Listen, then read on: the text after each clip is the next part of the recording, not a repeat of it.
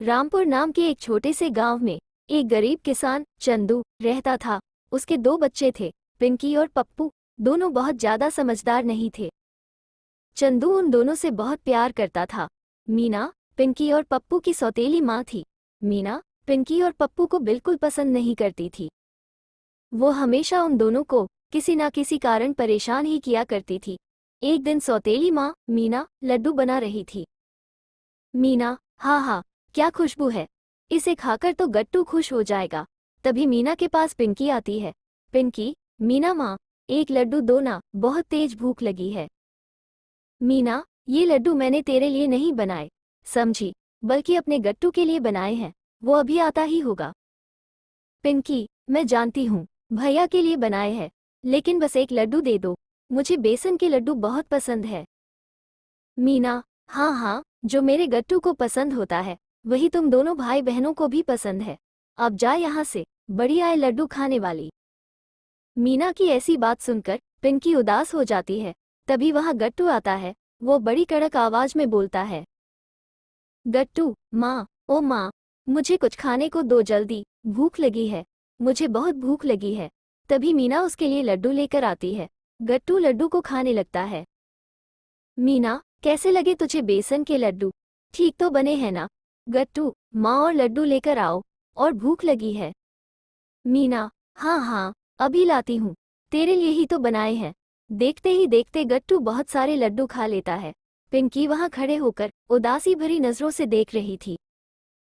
थोड़ी देर बाद गट्टू के ज्यादा लड्डू खाने की वजह से बहुत तेज पेट में दर्द होता है। गट्टू, उई माँ, मर गया मैं तो, बहुत तेज पेट दर्द कर रहा है। मीना, क्या हुआ मेरे लाल? गट्टू, पता नहीं, बहुत तेज पेट दर्द हो रहा है। मीना, ये जरूर उस मनहूस पिंकी की वजह से हुआ होगा। देखा नहीं, जब तू लड्डू खा रहा था कैसे घूर घूर कर देख रही थी। तभी मीना और जोर जोर से चिल्लाने लगती है, मीना, पिंकी, ओ पिंकी, कहाँ मर गई? तभी पिंकी आती है। पिंकी, माँ, आपने मुझे बुलाया क्या? मीना, अरे देख, तेरी वजह से मेरे लाल के पेट में दर्द हो रहा है। इतने में पप्पू आ जाता है। पप्पू, क्या हुआ मीना माँ, क्यों डांट रही है पिंकी को, क्या किया है इसने? मीना, आ गया पिंकी का चमचा, जब देखो तब बहन की तरफदारी करने आ जाता है। बड़ी जल्दी खाना देकर आ गया तू। खाना बाबा को ही देकर आया है, या रास्ते में बैठकर खुद ही खा आया है? पप्पू, नहीं नहीं माँ, मैं बाबा को खाना देकर ही आया हूँ। रास्ते में रामू काका मिल गए थे, तो उनके साथ उनकी बैलगाड़ी में बैठ गया था, इसलिए जल्दी आ गया।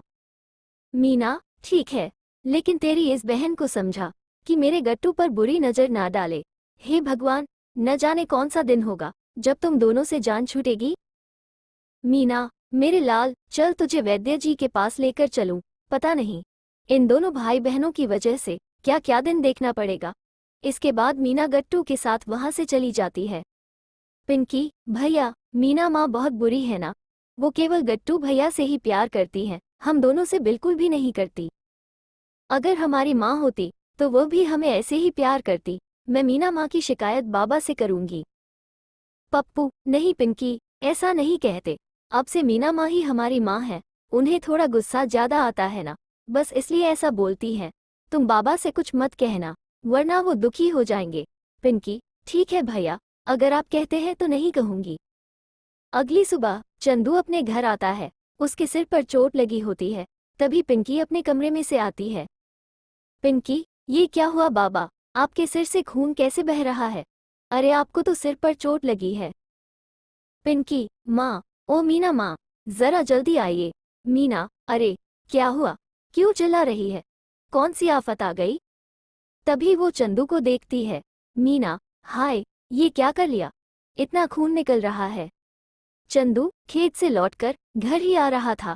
गांव के नुक्कड़ पर कुछ बच्चे गिल्ली डंडा खेल रहे थे। अचानक गिल्ली आकर मेरे सर में लग गई। इससे पहले मैं उन्हें देख पाता वो वहां से भाग गए। मीना, हे भगवान, ऐसे बदमाश और बिगड़ैल बच्चों की वजह से चोट लग गई, आपको थोड़ा संभल कर चलना था। गट्टू, अरे बाबा, क्या आप भी देख कर नहीं चल सकते, लग गई ना गिल्ली सर पर। चंदू, अच्छा तो ये सब तेरा किया धरा, नालायक, तूने ही गिल्ली मारी है मुझे। गट्टू, अरे बाबा, मैंने तो गिल्ली आराम से ही उछाली थी, आप पता नहीं कहाँ से बीच में आ गए। अब इसमें मेरी गलती थोड़ी ना हुई। चंदू, देखो देखो नालायक को, कैसे जुबान चला रहा है।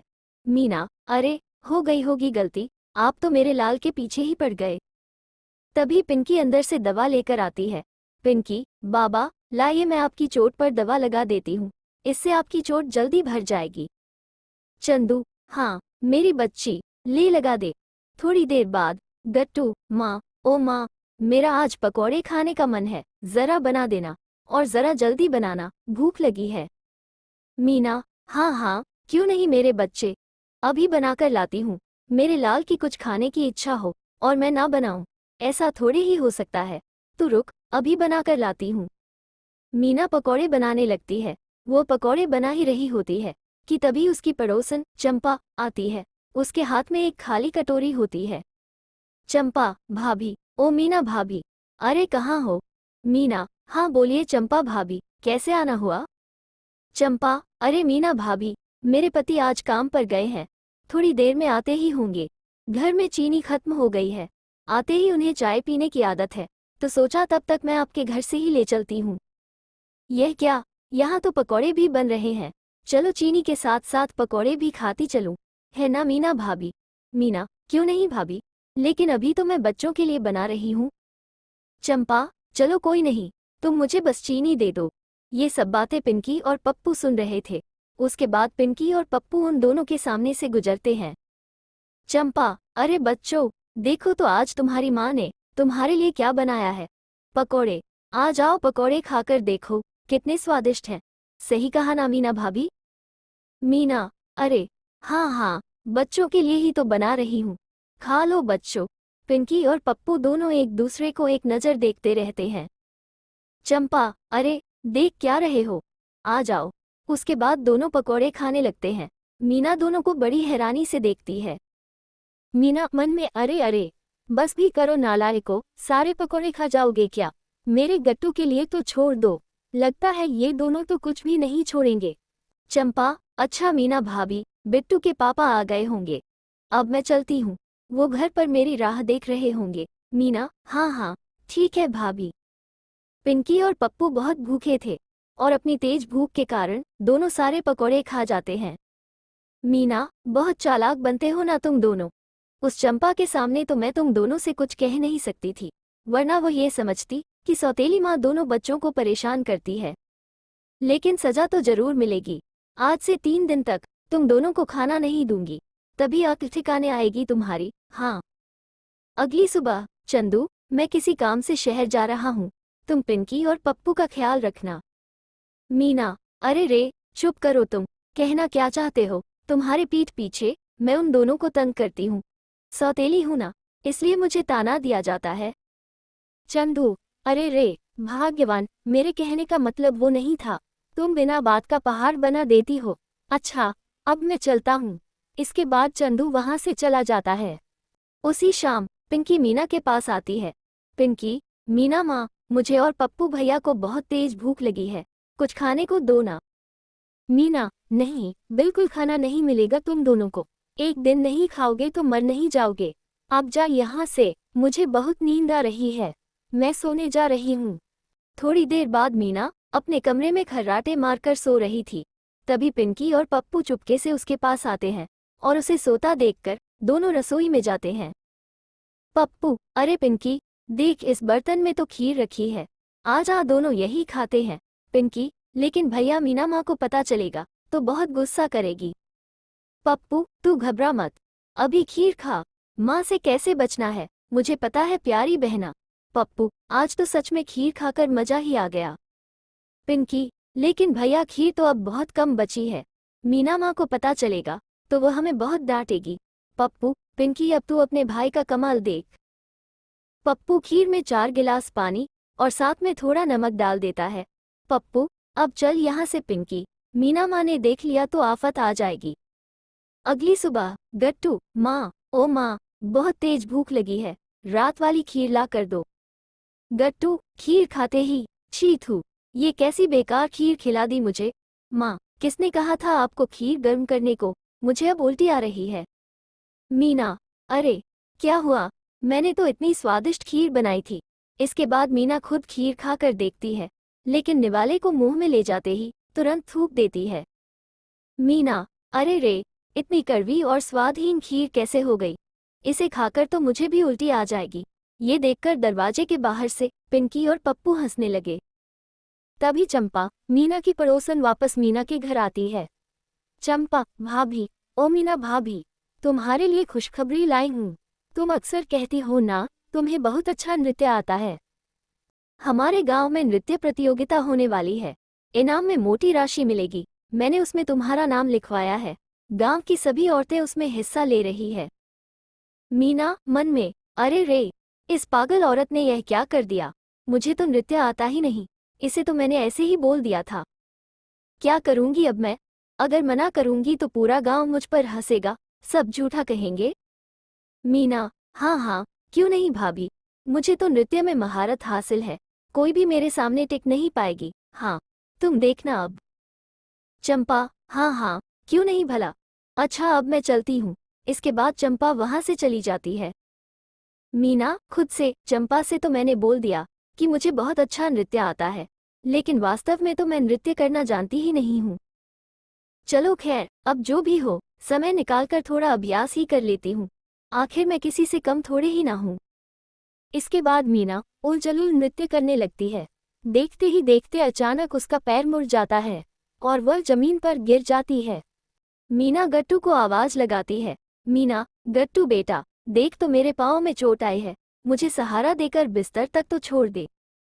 गट्टू, अरे देख तो रहा हूँ, इतना चिल्ला क्यों रही हो? छोटी सी तो चोट है। अच्छा, मैं चलता हूँ, मुझे अपने दोस्तों के साथ खेलने जाना है।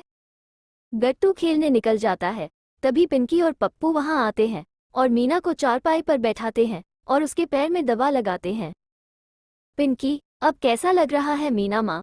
क्या अभी भी आपको दर्द हो रहा है? पप्पू, हाँ माँ, बताओ ना हमें, क्या आपको दर्द हो रहा है? मैं अभी वैद्य जी को बुला लाता हूँ। ये देखकर मीना का दिल पसीजने लगता है।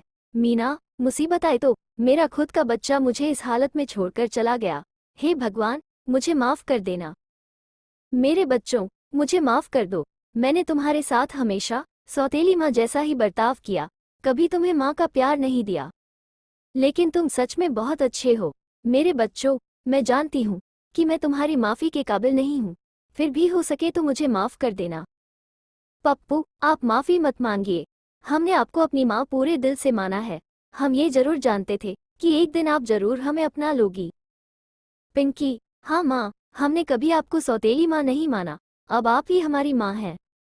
दोनों नन्हे बच्चों के मुंह से इतने प्यार भरे शब्द सुनकर मीना की आंखों में आंसू आ जाते हैं और वो दोनों को गले लगा लेती है। दोस्तों, आपको हमारी ये कहानी कैसी लगी, हमें कमेंट करके जरूर बताएं। और हाँ, चैनल को लाइक, शेयर और सब्सक्राइब करना ना भूलें। मिलते हैं अगली कहानी के साथ, तब तक के लिए धन्यवाद।